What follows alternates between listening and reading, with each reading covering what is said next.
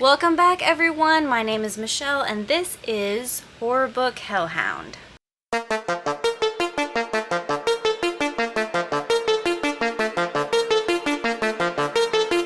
So today I'm going to be going over some spiritual books with you guys. I know we've never really touched on that subject, at least not on this new channel of mine, but I am not a Christian.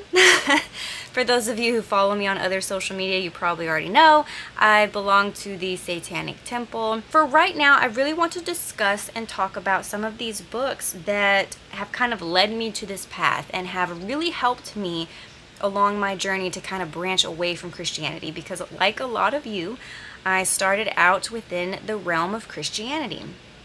And like a lot of you, I have found that it led absolutely nowhere, at least nowhere good on my personal journey. Now, that's definitely not to put out hate towards any of my Christian followers or friends. I do have quite a few Christian friends. There's nothing wrong with that.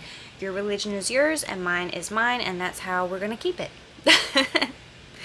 So let's get started. Probably one of my first ever books that I would consider pagan is Wicca by Harmony Nice.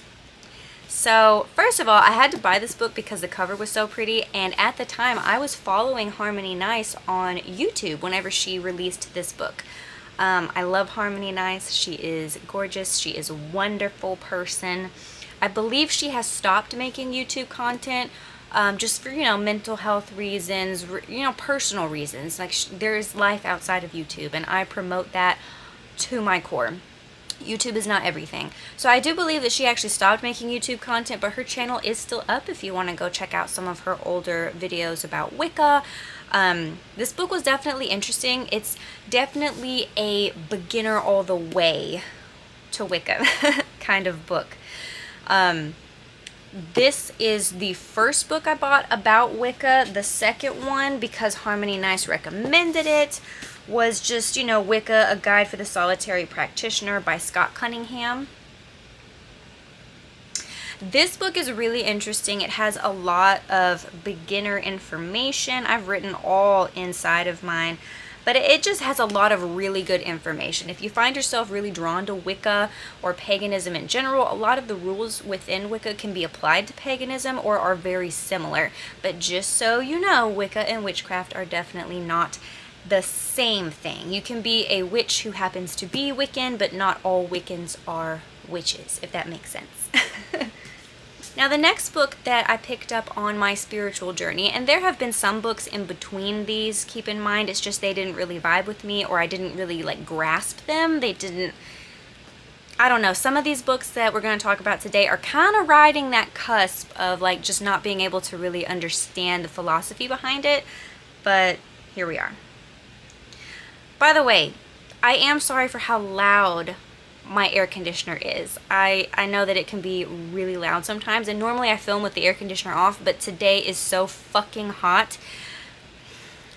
Don't make me do it. Don't make me turn my air conditioner off right now. I live in Texas, and it might as well be hell. Anyway, so back to the books. The next book that I'm going to talk to you guys about is called Witch, Unleashed, Untamed, and Unapologetic by Lisa Lister. Again, this was honestly one that I picked up because I saw it on Instagram and I loved the cover. The simplicity of it just kind of vibed with me. This book is absolutely phenomenal from a female perspective, especially. If you identify as female in any form or fashion, you will probably find some really good information in this book, some empowerment for sure during this day and age that we are in with, all the political bullshit going on. We won't get into that on this channel, don't worry. You might find this book super empowering. This is about female witchcraft, kind of reclaiming the term witch for female empowerment. So I found this book really interesting and really helpful. If you are a male, or if you just don't feel like this would do anything for you, then don't pick it up. I mean, it's not a big deal. But there were some really good ideas as far as pagan practices within this book. So, just saying. The next book we're going to talk about real quickly, because honestly I haven't read it all the way through and I need to go back and actually read it again because I don't really remember that much about it, is What We Knew in the Night by Raven Grimacy? Now, I believe this person actually may have passed away. I could have sworn I saw something about this person actually passing away when this book was released, but I might be completely wrong. So don't believe me until you look it up yourself, because you know me, I don't look shit up before I just start ranting.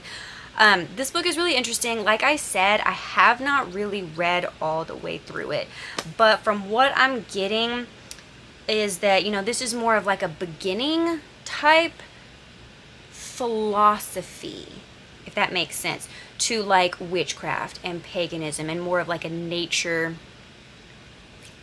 naturalistic religion path. There's not necessarily any like how-to things in here. I don't think there might be, but like there's all sorts of interesting stuff in here, but it does go into a lot of the like divination, the philosophy behind it, the just, you know, what we knew in the night, what we knew back then, right? Another book I definitely want to mention here because I absolutely found it fascinating, even though voodoo and hoodoo are not really my jam. This book is called The Magic of Marie Laveau, Embracing the Spiritual Legacy of the Voodoo Queen of New Orleans by Denise Alvarado. Cover, again, gorgeous. This book was so amazing. It dives into a lot of Marie Laveau's history, her personal history, things that she did for her community, on top of magical practices that she would put into place within the community. So I just found it fascinating. Like voodoo doesn't really speak to me. I know it speaks to a lot of different people from a lot of different cultures and ethnicities. So I mean, if you are as pale as I don't think there's anything wrong with you practicing voodoo at all. It's just, it didn't really vibe with me. But we're about to get into a couple of books that definitely spoke to me, to my core, that I will always keep. One of the first books that ever awoke.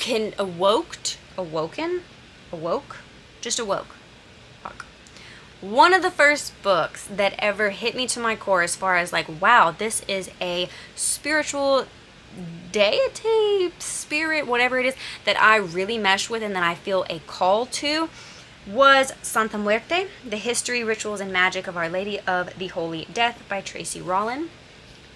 This is a wonderful book. Wonderful, wonderful. It definitely is more of a beginner's guide, which was great for me because I was definitely a beginner. Goes into a different sorts of prayers to Santa Muerte. It definitely goes into like who she is as far as like the history, where she comes from, the ties that she has to even ancient Aztec practices. I actually have a decent size of like Hispanic origin in my family and in my lineage, so for whatever reason this really called to me. I know I don't look it, no I don't speak a lick of Spanish, as if you couldn't tell, but this really called to me, having some of the like Hispanic culture here.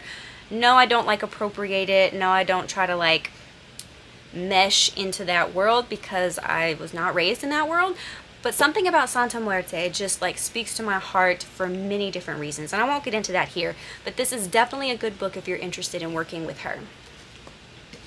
Another random book that I found kind of interesting, but again, I haven't really read it through all the way, was Yoga for Witches by Sarah Robinson. Again, cover is absolutely gorgeous. A lot of these spiritual books have the most beautiful covers. But this book actually goes into like a lot of magical philosophies that like the ancient yogis would talk about and that they put into practice along with yoga exercises. So this book is pretty cool if you're into like yoga, or if you want to get more into doing yoga. It kind of pairs magical practices with like doing the yoga positions and stuff like that. So it's pretty interesting. We're winding down, so don't worry. The next book I want to talk briefly about or just share with you is called Of Blood and Bone by Kate Froiler. I think it's Froiler. I love this book. Even at the bottom it says working with shadow magic and the dark moon. So this book's a little more on the dark side. As you can tell, I love all things dark, spooky, creepy, gothic. Yeah.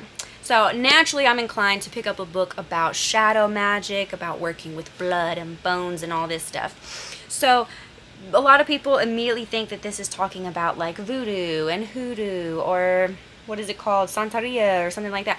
No. It's not talking about anything necessarily specific. It's more talking about just working within the realm of death, and like the darker side of all magical practices. So I found it really interesting. It's very informative. There are a couple of areas in this book that were a little hard for me to grasp, like philosophically, but this is one that you're going to need to reread a few times to really get like the full grasp of this book. So another Santa Muerte book that I just recently read, actually within the past few months, is called La Santa Muerte, Unearthing the Magic and Mysticism of Death by Thomas Prower. So amazing, amazing. I love it. We love it. This book is really good. I'm glad that I read this book first, because this is like a really good beginner's guide to like prayers and how to like meet and greet with Santa Muerte kind of a thing. But this goes into a lot of the history behind, you know, working with Santa Muerte, why she is such a famous icon now, and why she is like kind of this patron saint of death, of course, but also this patron saint of like the lost, the outcasts, the people who need help but that no one else will help them, kind of a situation. Unfortunately, she does have a darker side to her. A lot of, you know, very seedy underground people have kind of taken her up as their patron. But honestly, that's one thing about death that I've always appreciated, is that it is unbiased. You know, I mean, death will come to all of us, no matter what we do. So that's one reason I kind of enjoy it. And then the last book I actually have not read. This is a book my boyfriend bought, and it's not necessarily about witchcraft or paganism. It's about the occult. So it's called Allow Me to Introduce An Insider's Guide to the Occult by Milo Duquette. I don't know how to say that name. You tell me. But he started reading it. I think he's about halfway through, if I'm not mistaken. I need to take this to him so he can finish it. And he said it was really interesting, very informative if you're interested more in like just the occult versus actually putting into practice witchcraft and pagan rites and things like that. So one thing to keep in mind is a lot of these books I read years and years and years ago, so I don't remember everything that's in them. These are just books that I have made sure to keep throughout the years because they did resonate with me, and I know I'm going to read them again and again later on. So if you are interested in witchcraft, paganism, any kind of more like dark but also natural religions or spiritual paths, you can look at any of these books and kind of check them out and see if that's what your thing is. If you absolutely don't give a shit, then don't give a shit. I was just here to share those with you today because honestly, they've been sitting on the bottom of my shelves forever, and I feel like they deserve some attention. Anyway, guys, that was it for today. I hope you all enjoyed. If you have any spiritual books along the lines of witchcraft, paganism, things like that you think I would find interesting, be sure to put them down below, and I will definitely check them out.